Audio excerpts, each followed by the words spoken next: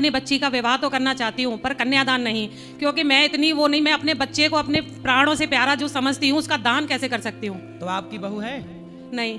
तो कन्यादान जब नहीं करेगी उसकी माँ, तो आपकी बहू कैसे बनेगी? तो मैं विवाह करना चाहती हूँ, विवाह करा के भेजना चाहती हूँ, पर दान में नहीं देना चाहती। कोई वस्तु थोड़ी है मेरी बच्ची जो जिसको मैं दान में दे दूँ। तो जनक जी से ज्यादा होशियार आप हैं, जनक जी ने तो किया था कन्यादान, उनसे ज्यादा समझदार आप हैं मतलब। नहीं अब नहीं, आप बताइए जनक जी ने फिर बेटी सीता का कन्यादान क्यों किया? मतलब वो आपके जैसे समझदार नहीं थे?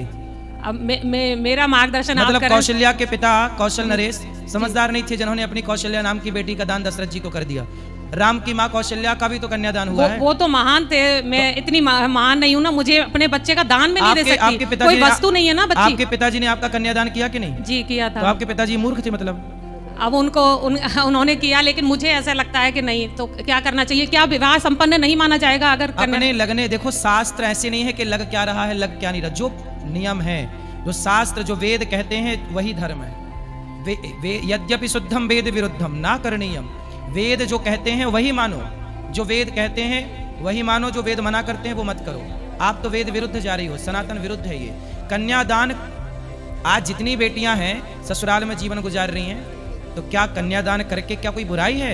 नहीं गुरुजी, केवल आपको बहू ऐसी मिले जो विवाह तो हो जाए आपके बेटे से, पर वो अपनी माँ से जुड़ी रहे, आपका घर बर्बाद हो जाएगा। नहीं गुरुजी, तो बेटे का कन्यादान क्यों नहीं होता? विवाह तो उसका भी होता है। आजकल के बेटों का कन्या पहले ही हो जाता है। लड़की बाप माँ बाप छोड़ती है, उससे पहले शादी के 4 महीने बाद ही लड़का अपना बाप महतारी सब छोड़ देता है। वो कहते हैं लोग, कहते हैं कि बेटियां पराई होती हैं। बेटियां आजकल नहीं पराई होती, आजकल बेटियां अपने माँ बाप से कनेक्ट रहती हैं। विवाह के बाद लड़के पराई हो जाते हैं जो माँ की तरफ देखते ही नहीं। लेकिन वो धार्मिक संस्कार में उसमें तो नहीं आता ना, विवाह में ऐसे कन्यादान बेटी का ही किया जाता है, बेटे का नहीं। तो आप विवाह दोनों का। तो आप अपने बेटे का कर देना, क्या दिक्कत है? आप अपना बेटा दे देना, अपने बेटी के माँ बाप को ले जा, हमारा बेटा तुम रखो, हमारी बेटी हम खुद रखेंगे। नहीं रखे, ऐसा करो, फिर आप नई परंपरा शुरू करो। रखेंगे। आप अपना बेटा दान कर देना। है बेटा आपका? गुरुजी रखने की पहले बात कितने बेटे हैं आपके? एक बेटा एक बेटी। हाँ, तो आप अपना बेटा दान कर देना और बेटी दान मत करना। शुरू करो ना आप, फिर आपको देख के और करेंगे अड़ोसी पड़ोसी। नहीं, तर्क सम्मत जवाब जैसे आप तर्क दे तो रहे हैं कि आप शुरुआत करो ना। नहीं, आप अपना बेटा दान कर देना। जी कर दोगी?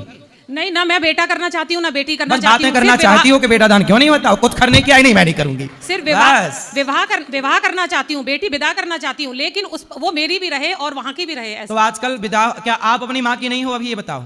लेकिन दान वाली ये बताओ, आप अपनी माँ की हो कि नहीं? जी हूँ। तो आपके माँ बाप ने आपका दान किया, लेकिन फिर भी पराया धन तो बोल देते हैं ना, पराया तो कर देते हैं ना। उस दान के ही कारण माँ बाप भी पराया मान लेते हैं। पराया कोई नहीं मानता, कोई बाप अपनी बेटी को कभी पराया नहीं मानता, कोई माँ अपनी बेटी को कभी पराया नहीं मानता।